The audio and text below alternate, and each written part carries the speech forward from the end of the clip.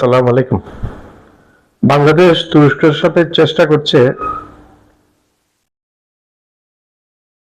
তুরস্ক থেকে বিভিন্ন ড্রোন কেনার এবং বিভিন্ন যুদ্ধ সামগ্রী কেনার, এর মধ্যে মিসাইল রয়েছে এবং সেটা বাংলাদেশ চেষ্টা করে যাবে কেনার জন্য। বাংলাদেশ অরক্ষিত আছে এখনো।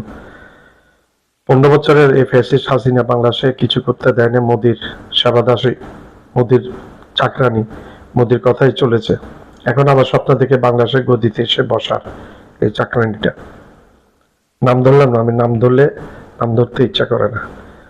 1400 ছাত্র মেরে এখন পালিয়ে গেছে ভারতে। জাতিসংঘ হিসেবে আমি বলিনি ভাই, জাতিসংঘ বলেছে। যে সেনা অফিসারদেরকে সে সহায়তা এগুলো করেছে তারা এখন বিচারের সম্মুখীন। 15 জন অলরেডি গ্রেপ্তার হয়ে আছে। বিচার হোক না হোক, কিন্তু তারা চাকরি থেকে আউট হয়ে গ্রেপ্তার হয়ে আছে, তাদের এগেইনস্টে বিচার চলছে এখন। এগুলো আমাদের বাংলাদেশের ভবিষ্যৎ সবার জন্য, রাজনীতিবিদ হোক, সেনাবাহিনী হোক, নৌবাহিনী, বিমান বাহিনী হোক, আধা সামরিক বাহিনী হোক, এনএসআই, ডিজিএফআই, সিআইডি, ডিআইবি যা আছে সবার জন্য একটা উদাহরণ হিসেবে থাকবে। আইনের ঊর্ধ্বে কেউ থাকবে না, কেউ নেই। তো বাংলাদেশ চেষ্টা করে যাচ্ছে তুরস্ক থেকে ফাইটার প্লেন কেনার জন্য এবং তুরস্কের সাথে তুরস্ক থেকে হেলিকপ্টার কিনতে চাচ্ছে বেসিক্যালি। আর ড্রোন ফ্যাক্টরি সম্মত তুরস্কের সাথে মিলে বাংলাদেশের ড্রোন এবং মিসাইল ফ্যাক্টরি দেওয়ার প্রচেষ্টায় আছে। আশা করি সেটা সফল হবে। ভারতের গা জ্বালা হয়ে গেছে। আমরা কোনো কিছু করতে পারবো না, আমরা তাদের সেবাদাস হয়ে থাকতে হবে। ভারতের কথা হলো এটা, সেটা এখন স্বপ্নই থেকে যাবে, হাকিকত মেনে হবে, বাস্তবে হবে না। আমার এই ভিডিওটা না টেনে পুরো ভিডিওটা দেখবেন, আশা করি ভালো লাগবে আপনাদের।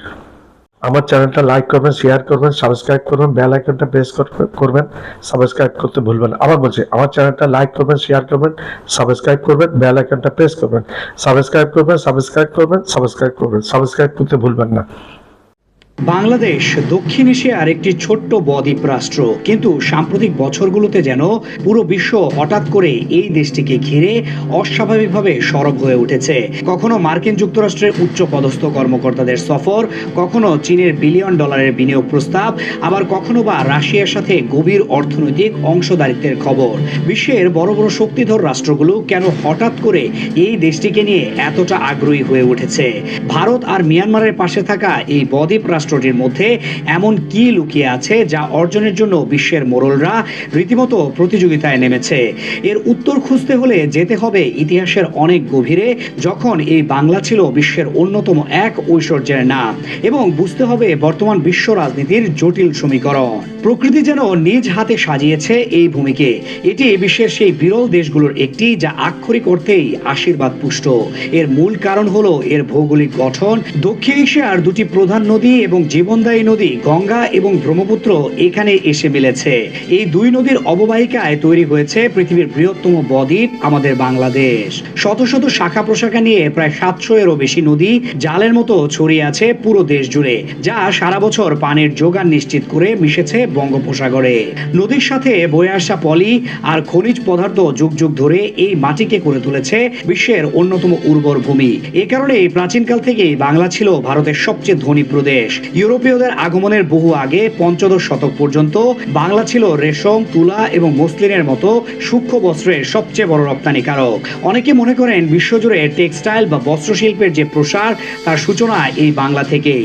ধারণা করা হয় সে সময় এশিয়া থেকে ইউরোপে সিল্ক রুট দিয়ে যে কাঁচামাল যেত তার প্রায় 80% রেশম আসতো এই বাংলা থেকে। বাংলার এই সম্পদ আর বাণিজ্যিক সম্ভাবনা বিদেশিদের নজর এড়ায়নি। 16 শতকে পর্তুগিজ অভিযাত্রীরা যখন প্রথম বাংলায় আসে, এখানকার মানুষের সমৃদ্ধি, তাঁত শিল্প, হস্তশিল্প আর কৃষির প্রাচুর্য দেখে তারা রীতিমতো বাকরুদ্ধ হয়ে যায়। ফরাসি পর্যটক ফ্রাঁসোয়া বানিয়ের তার লেখনীতে উল্লেখ করেছিলেন, 17 শতকের বাংলা ছিল তৎকালীন মিশরের চেয়েও অনেক বেশি সুখী ও সমৃদ্ধ। এই সময়টাতে ইউরোপীয় শক্তিগুলো সমুদ্র পথে বাণিজ্যের জন্য নতুন পথ খুঁজছিল। পর্তুগিজরা অটোমান সাম্রাজ্যের বাধার কারণে সরাসরি এশিয়ায় আসতে পারছিল না, তাই তারা মরিয়া হয়ে উঠেছিল সমুদ্র পথে ভারতে আসার একটি বিকল্প পথ আবিষ্কারের জন্য। 1497 সালে ভাস্কো দা গামার নেতৃত্বে একটি অভিযাত্রী দল 4টি জাহাজ নিয়ে যাত্রা শুরু করে এবং বহু বিপদসংকুল পথ পাড়ি দিয়ে 1 বছর পর 1498 সালে ভারতের মালাবার উপকূলে পৌঁছাতে সফল হয়। এটি ছিল ইউরোপের জন্য এক যুগান্তকারী আবিষ্কার। এর কিছুদিন পরেই 1517 সালে একজন পর্তুগিজ ব্যবসায়ী গোয়ায় অবস্থানরত পর্তুগিজ কমান্ডারকে একটি চিঠি লেখেন। সেখানে তিনি মুগ্ধ হয়ে জানান, আমি বাংলায় পৌঁছেছি। এখানকার গান, অর্থনীতি এবং অবকাঠামো দেখলে আপনি অত্যন্ত খুশি হবেন। এই খবর পাওয়ার পর পর্তুগিজরা আর দেরি করেনি। 1528 সালে তারা মুঘল সম্রাট শাহজাহানের কাছ থেকে লাইসেন্স নিয়ে চট্টগ্রামের মাটিতে তাদের প্রথম বাণিজ্য কুঠি স্থাপন করে। কিন্তু ধীরে ধীরে তাদের উদ্দেশ্য বদলে যেতে থাকে। তারা শুধু ব্যবসাতে সীমাবদ্ধ থাকেনি, হুগলি দখল করে সেখানেও একটি বাণিজ্য কেন্দ্র গড়ে তোলে এবং বাংলার অভ্যন্তরীণ রাজনীতিতে প্রভাব বিস্তার করতে শুরু করে। এমনকি দরিদ্র হিন্দু ও মুসলিম পরিবারের ছোট ছোট ছেলে মেয়েদের দাস হিসেবে কিনে জোরপূর্বক ধর্মান্তরিত করার মতো ঘটনাও ঘটাতে থাকে। তাদের এই উদ্যত একসময় মুঘল সম্রাট শাহজাহানের ধৈর্যের বাঁধ ভেঙে দেয়।